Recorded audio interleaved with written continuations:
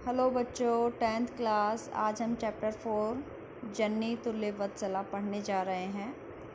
तो इस चैप्टर से रिलेटेड कुछ पंक्तियाँ दी हुई हैं, तो पहले ये पढ़ते हैं। प्रस्तुत पाठः मैं ऋषि वेदव्यास विरचितस्य ऐतिहासिक ग्रंथस्य महाभारतस्य वन पर्व इति अतः गृहीत। प्रस्तुत पाठ महर्षि वेदव्यास के द्वारा विरचित ऐतिहासिक ग्रंथ महाभारत है अपना, उसके वन पर्व से ये लिया गया है।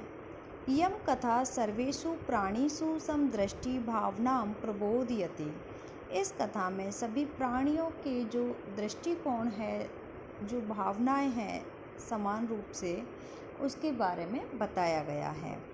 अस्या अभिईप्सित अर्थो अस्ति यतः समाजे विद्यमानान् दुर्बलान् प्राणीन् प्रति अपि मातुवात्सल्यं प्रकर्षणेव भवति। इसका अर्थ यह है कि जो हमारे जगत में विद्यमान है, एक दुर्बल वर्ग के प्रति, दुर्बल प्राणी के प्रति एक माँ का विशेष प्रेम होता है, अधिक प्रेम होता है, उसके बारे में बताया गया है। आपने देखा होगा, कोई भी माता है, उसका छोटा बच्चा है तो बड़े की अपेक्षा छोटे बच्चे पर विशेष प्यार रहेगा, और उसी प्रकार से बच्चा बीमार है तो वो स्वस्थ बच्चे की बजाय बीमार बच्चे पर विशेष ध्यान रखेगी। तो दुर्बल प्राणी के प्रति माँ का विशेष प्यार होता है, इस विषय में बताया गया है। आगे है, कश्चित् कृषकः बलिवर्दाभ्यां क्षेत्रकर्षणं कुर्वन् आसीत्। कोई किसान बलिवर्दाभ्याम यानी अपने बैलों से क्षेत्रकर्षण, खेतों को जोत रहा था, ठीक है, कुर्वना जोतता था। तयो बलिवर्दयो एकः शरीरेण दुर्बलः जवेन गन्तुम् अशक्तश्च आसीत्। तो दो बैलों के माध्यम से वो खेत को जोत रहा था, लेकिन उसमें क्या होता है, बलिवर्दय, उनमें एक बैल कैसा था, शरीर से बहुत दुर्बल था, जो खेत को जोत नहीं सकता था। गंतुम अशक्तः च आसीत्, तो वो ले जाने में असमर्थ था, हल को ले जाने में असमर्थ था, कमज़ोर था। अतः इसलिए कृषकः, किसान ने, तम दुर्बलम वृषभम तोदनेन नुदन अवर्तत, तो उसको क्या किया, कष्ट दिया, प्रहार किया। आपको पता होगा उनके पास एक वो होता है चाबुक जैसा, और उससे वो प्रहार करते हैं जीभ पर, और जीभ आगे बढ़ता है। यानी बैल, घोड़ा, कोई भी है, उनको जो पालन करने वाले या हाँकने वाले होते हैं, तो वो प्रहार करते हैं, उसकी प्रहार की वजह से वो तेज़ी से चलता है और वो अपना कार्य करवाते हैं जीवों से। तो किसान क्या कर रहा है, तम दुर्बलम, उस कमज़ोर वृषभ को तोदने, मार कर आगे बढ़ने के लिए कहता है, करता है।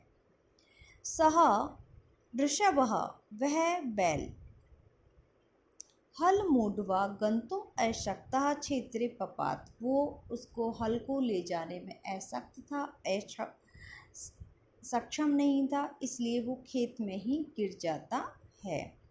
क्रुद्धः कृषिवल, क्रोधित किसान ने, तम उत्पादयितुं बहुवारं यत्नम अकरोत्, उस किसान ने क्या किया, उसको कई बार उठाने की कोशिश की, कई बार प्रयास किया, बहुवारम अनेक बार, यत्नम अकरोत् प्रयास किया, तथापि वृषः न उत्थित, लेकिन वृष इतना कमज़ोर था, वृषभ वह उठा ही नहीं।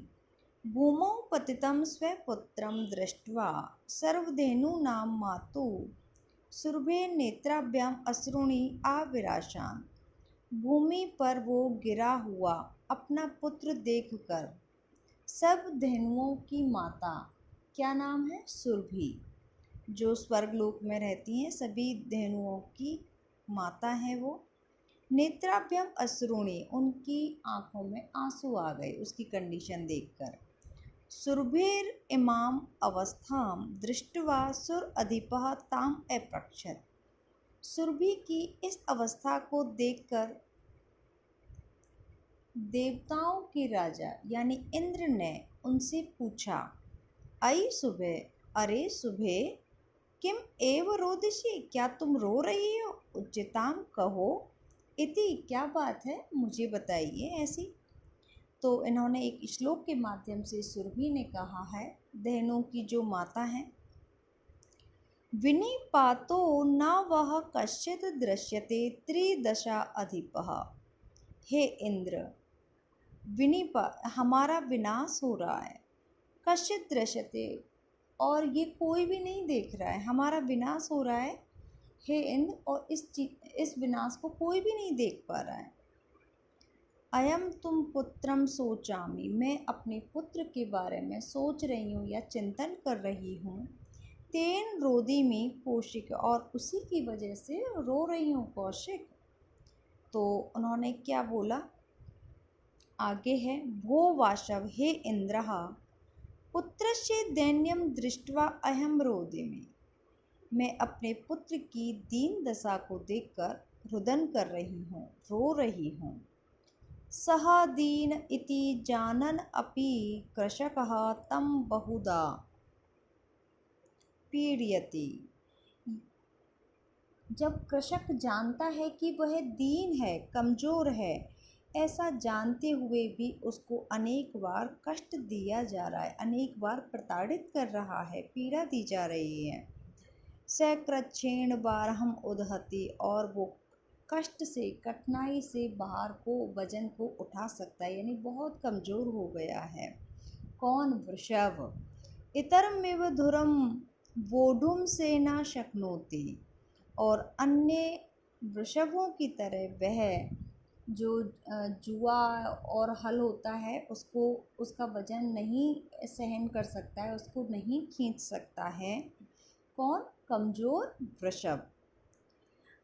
एतत् भवान पश्यन्ति, ये सब आप भी देखिए, एतत् भवान पश्यन्ति।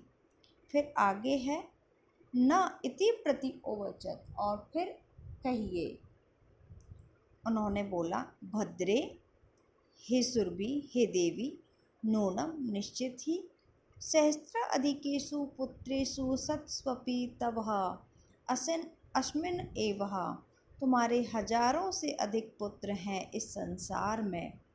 अस्मिन् एव एतादृशं वात्सल्यं कथम, लेकिन इसी ही बैल पर, इसी वृषभ पर आपका इतना वात्सल्य क्यों है, इतना प्यार क्यों आ रहा है।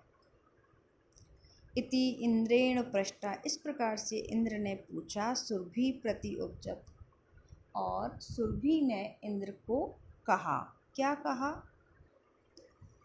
यदि पुत्र सहस्रम में वात्सल्यम सर्वत्र समम एव मे दीना च तन्य देवः प्रकृत्याड इह अधिका कृपः, यदि मेरे हजारों पुत्र हैं इस संसार में और मैं सभी को समान रूप से प्रेम करती हूँ, लेकिन दीन है, जो गरीब है, उसकी हालत खराब है, ऐसा पुत्र है जो, उस पर एक प्रकृति स्वाभाविक रूप से ही माँ का वात्सल्य या माँ का प्यार अधिक होता है, माँ की कृपा अधिक होती है। ठीक है, तो ये श्लोक के माध्यम से उन्होंने बताया है सुरभि ने। अब आगे है, बहु अन्य अपत्यानि में संतति सत्यम, बहुत सारी संतान है मेरी, ये सत्य है। तथा अपि अयम तस्मिन् पुत्रे विशिष्य, लेकिन इसमें एक विशिष्ट पुत्र है, उस पर विशेष प्रेम भी है मेरा, आत्मवेदना, एक विशेष पुत्र है जिसकी मैं आत्मवेदना को, कष्ट को अनुभव कर रही हूँ, उस पर मेरी विशेष कृपा है। यतो, जो ही अयम अन्यभ्यो दुर्बल, जो अन्य वृषभों की तुलना में कैसा है, बहुत दुर्बल है, कमज़ोर है, उसका दुख मैं अनुभव कर रही हूँ और इसलिए मेरा उस पर वात्सल्य ज़्यादा है। सर्वेषु अपत्येषु जननी तुल्य वत्सला, सभी संतान माँ के प्यार के लिए समान होती हैं। आपको भी पता है, माँ कभी अपने प्यार में भेद नहीं करती है। हाँ, तथापि दुर्बले सुते मातु, लेकिन दुर्बल जो सुत होता है वो माँ के प्यार का ज़्यादा अधिकारी होता है, माँ की कृपा अत्यधिक रहती है उस पर, सहज रूप से स्वाभाविक रूप से ही माँ का प्यार अधिक होता है दुर्बल बच्चे पर। सुरभि वचनम श्रुत्वा, सुरभि के वचन सुनकर भृशं शीघ्र ही विस्मतस्य आखंडलस्य अपि हृदयं द्रवतः। जो भगवान इंद्र हैं, देवताओं के राजा इंद्र हैं, वो आश्चर्यचकित होते हैं और उनकी बातों को सुनकर उनका हृदय भी द्रवित हो जाता है।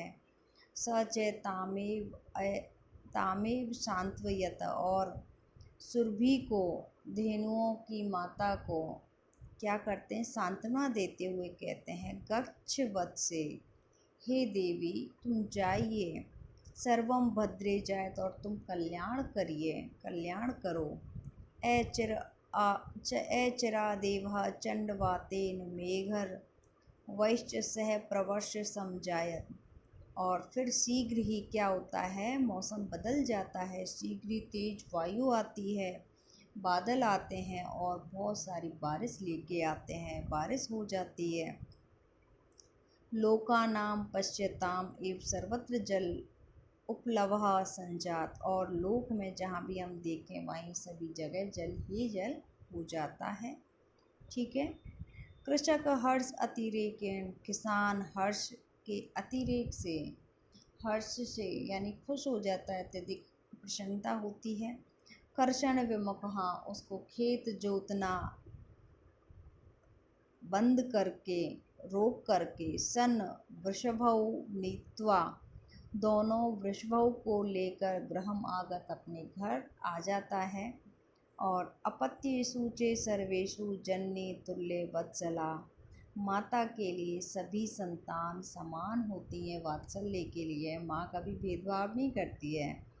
लेकिन अब देखो कुछ बात बताइए, पुत्र ही दीन है, उसकी दीन दशा को देखकर, उसकी दुर्बलता को देखकर, तूषा माता कृपा आर्द्र हृदया, तो माँ का भी हृदय आर्द्र हो जाता है, या माँ उसके दुख को अनुभव कर सकती है। इस वजह से माँ की कृपा ऐसे दीन बच्चे पर या दुर्बल बच्चे पर अत्यधिक रहती है। इस प्रकार से ये हमारा चैप्टर फिनिश होता है। बहुत सिंपल लैंग्वेज में मैंने ये पूरा चैप्टर आपको समझाया है।